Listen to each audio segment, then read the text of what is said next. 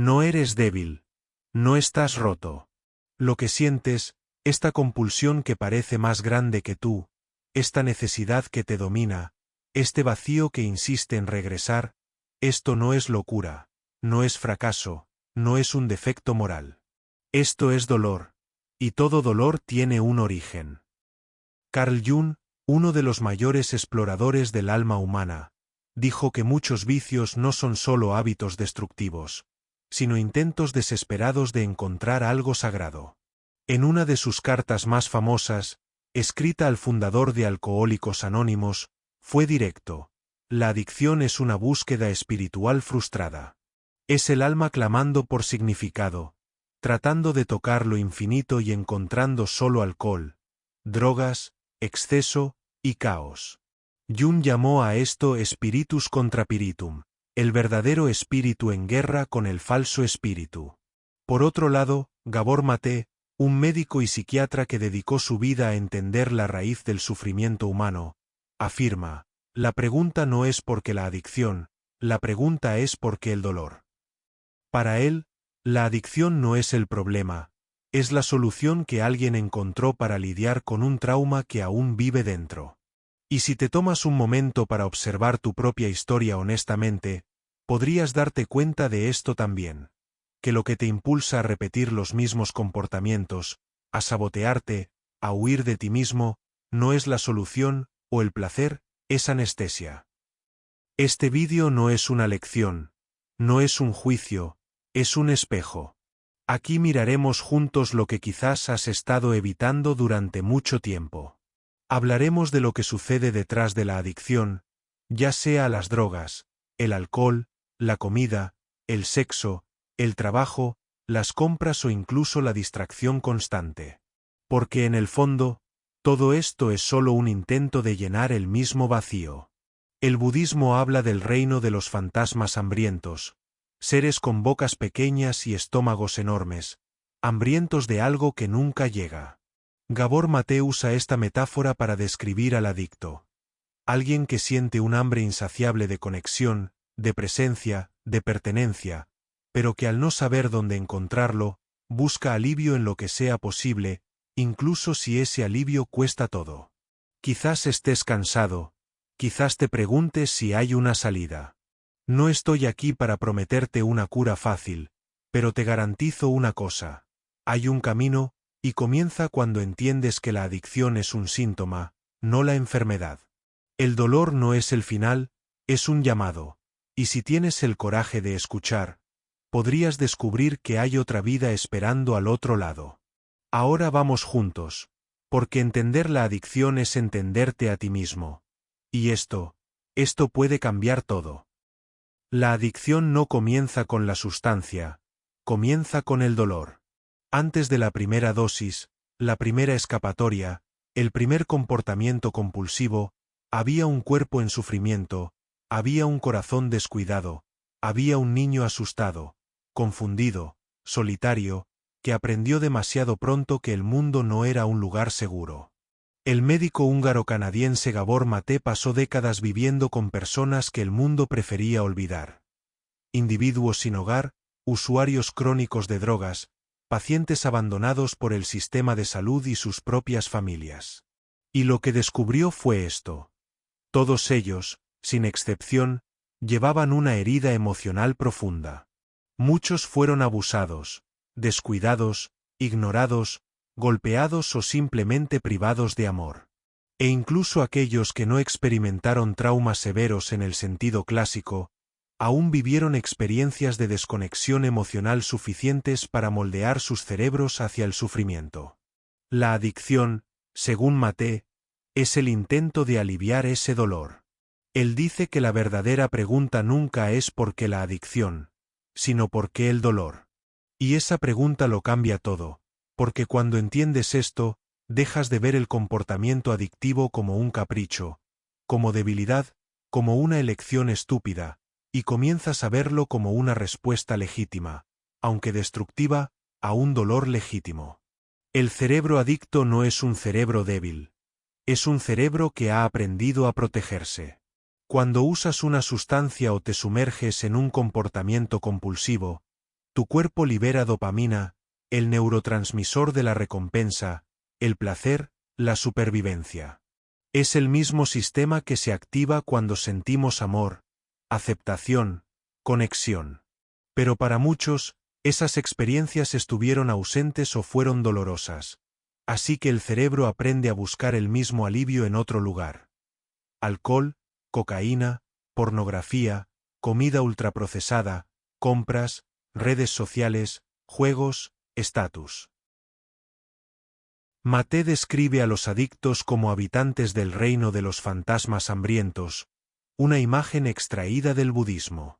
En esta visión simbólica, estas criaturas tienen bocas pequeñas, gargantas estrechas y estómagos enormes, hambrientos de algo que nunca pueden digerir. Es la imagen perfecta del alma adicta, siempre buscando, siempre consumiendo, pero nunca llena.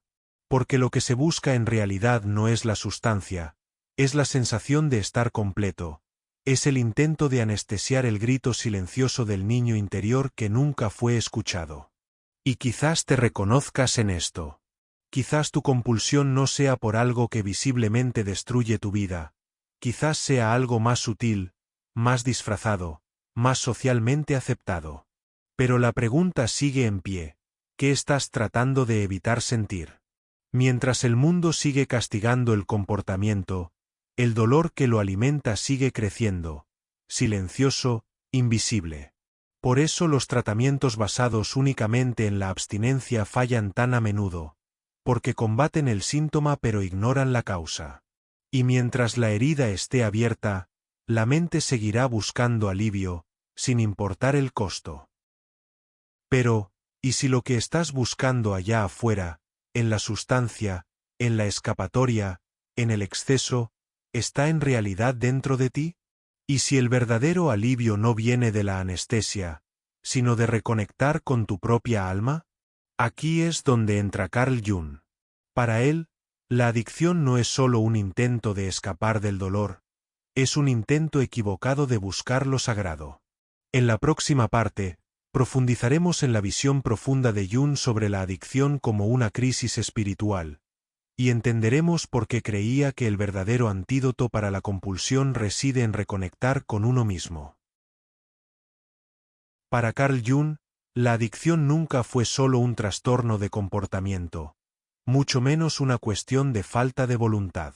La veía como un síntoma profundo de desorientación espiritual, un grito del alma en busca de significado, un intento desesperado de reconectar con el yo, la totalidad psíquica, usando herramientas que al final solo profundizan la escisión interna. Jung entendió que los seres humanos no pueden soportar vivir desconectados de su propio centro, y cuando esa conexión se rompe, ya sea por trauma, represión, condicionamiento social o pérdida de identidad, la psique busca una forma de compensar. Esta compensación, cuando no encuentra caminos saludables o simbólicos, se manifiesta a través de medios destructivos. Obsesiones, compulsiones, adicciones. Es como si el individuo, al perder el contacto con su eje interior, comenzara a buscar sustitutos para lo sagrado, y muchos encuentran esto en el alcohol, las drogas o cualquier comportamiento que provoque una alteración de la conciencia. Esto es lo que Jung se dio cuenta al escribir a Bill Wilson, cofundador de Alcohólicos Anónimos. En esta carta histórica, Jung explica que para muchos, el deseo de alcohol es de hecho el deseo inconsciente de una experiencia mística, de un estado expandido de conciencia, de trascendencia. Spiritus contra piritum, el verdadero espíritu en oposición al falso espíritu, la sustancia como un simulacro de lo divino. Es una declaración audaz, pero piensa cuidadosamente. ¿Qué ofrece la adicción si no es una sensación, aunque breve, de alivio, paz, éxtasis o escape? El problema no es lo que busca el adicto, el problema es dónde está buscando. Jung creía que detrás de cada compulsión hay un impulso legítimo del alma, un impulso de regresar al centro, de reconectar con el yo. Pero cuando este impulso no encuentra expresión consciente, ya sea por represión, miedo, trauma o condicionamiento, escapa por las grietas y se manifiesta como comportamiento destructivo. Es la espiritualidad negada que regresa a través de la sombra. Por eso, para Jung, la verdadera recuperación no puede venir solo de la abstinencia o la racionalización. Debe involucrar el viaje de regreso al yo, la construcción de una vida simbólica, la integración de los opuestos.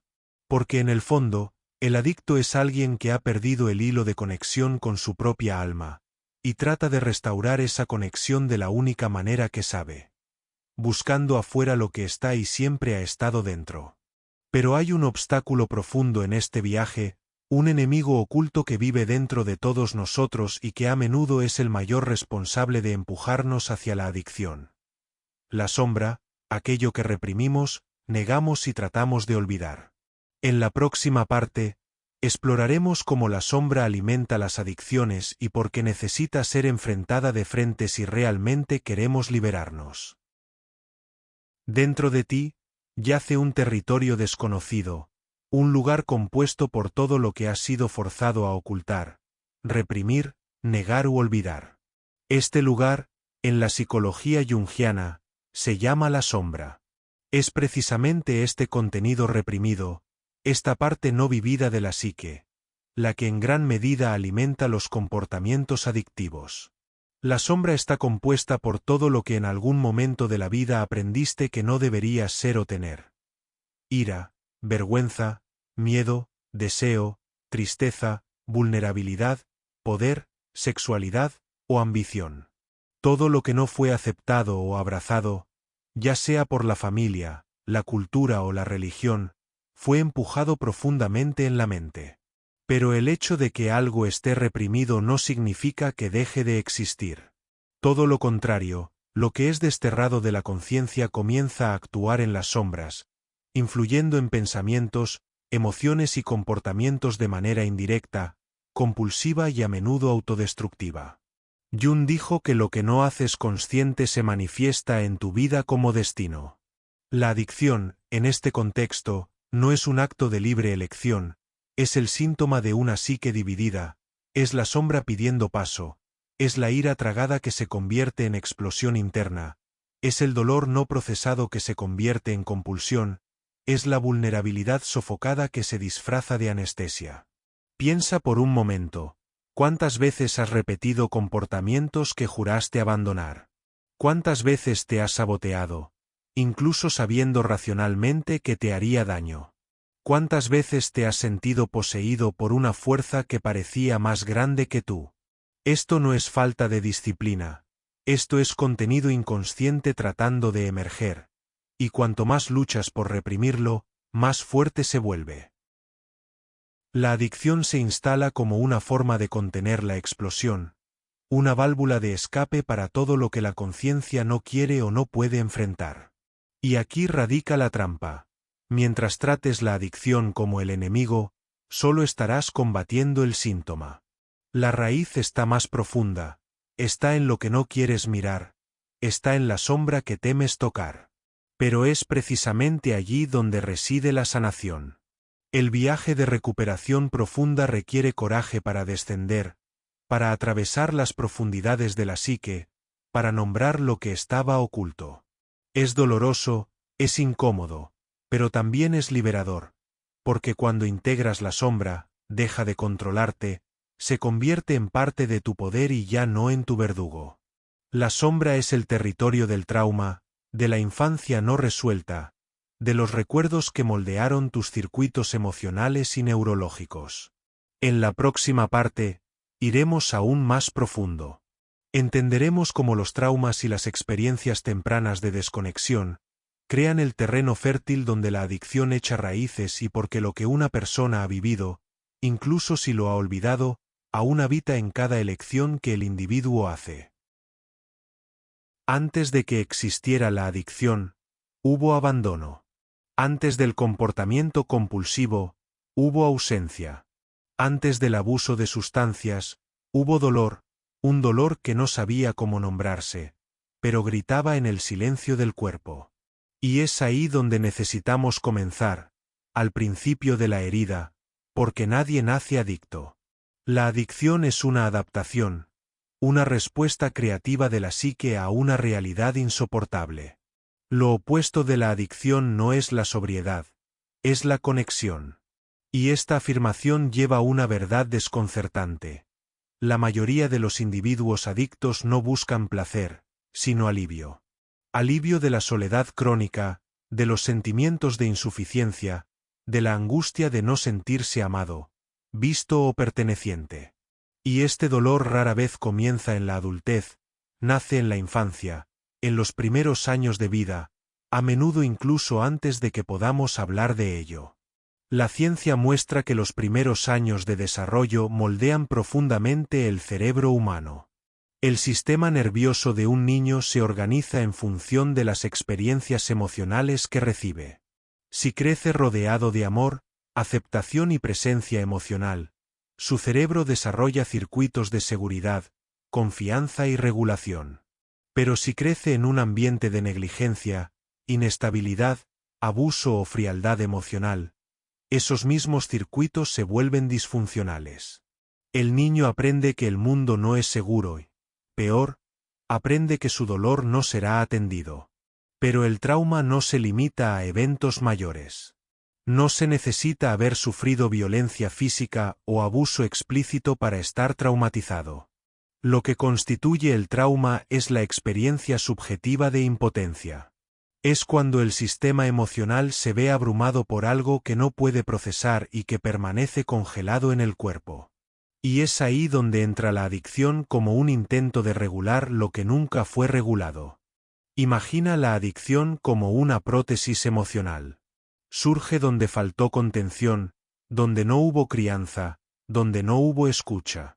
Ofrece lo que el niño interior suplicaba y no recibió: alivio, control, consuelo.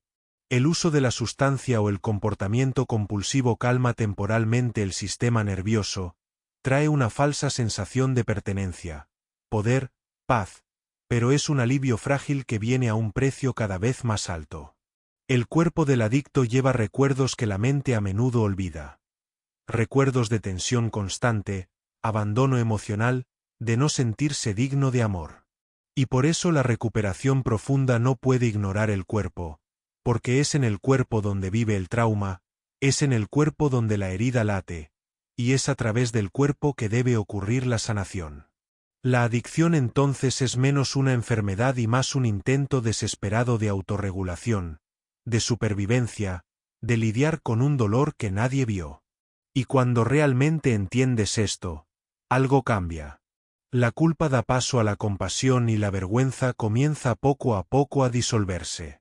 Pero aún falta un elemento esencial: confrontación. Porque entender el origen de la adicción no es suficiente. Es necesario atravesar este territorio, descender a la raíz del dolor. Jung dijo que ningún árbol crece hasta el cielo sin que sus raíces toquen el infierno. Y de eso hablaremos en la próxima parte. Sobre el coraje de descender, de tocar la propia oscuridad y de hacer del dolor un portal hacia la transformación. Hay una ilusión peligrosa en torno a la idea de la recuperación, una fantasía vendida por eslóganes de autoayuda, y discursos apresurados de que es posible superar la adicción solo a través de la fuerza de voluntad, el pensamiento positivo o el cambio de hábitos. Pero la verdad es diferente y es dura. El verdadero proceso de sanación no es un ascenso, es un descenso. Carl Jung dejó esto claro con una de sus frases más poderosas: ningún árbol crece hasta el cielo sin que sus raíces toquen el infierno. Y este infierno en el viaje del adicto no es metafórico, es real, concreto, sentido en la carne.